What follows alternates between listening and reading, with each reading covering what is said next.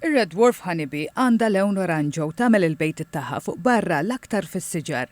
Ispeċi invażiva l-Malta iżda ġimgħat ilu nstabet kolonja ta' madwar 2000 naħla falqa f'Birzebbuġa. Ma' TVM News in-naħal Thomas Scalia mill-laqda Breeds of Origin Conservancy spjega li din mhix naħla perikoluża l-bniedem aktar minn naħal ieħor u xorta jidakkara. Ma jfissirx li m'għandha l-ebda impatt fuq Malta, speċjalment mill-lat ekoloġiku, għax di l-naħla ħad tikkompeti ma' naħal lokali, jekk ovvjament tiġi stabilita, kif ukoll jista' jkellha impatt negattiv fuq is-settur tal-apikoltura, għaliex din tista' tkun sors ta' mar ġdid li ovvjament tkun ta' deterrent għat-trobbija tan-naħal.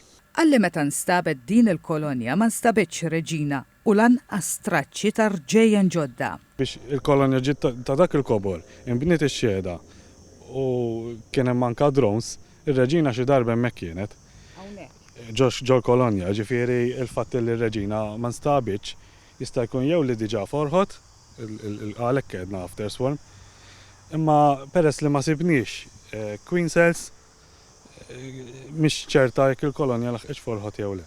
Żied li meta ġie ppubblikat ir-rapport xjentifiku dwar din l-ewwel sejba ta' din in-naħla fl-Ewropa, ġew infurmati l-awtoritajiet. Ir-rapport inkiteb mis-Sur Galja u 5 riċerkaturi oħrajn. Hawnhekk nixtieq nagħmel appell biex f'dil erja speċjalment in-naħa tal-Freeport tingħati iktar attenzjoni għax ovvjament jista' jkun hawn iktar kolonji ta' din l-ispeċi.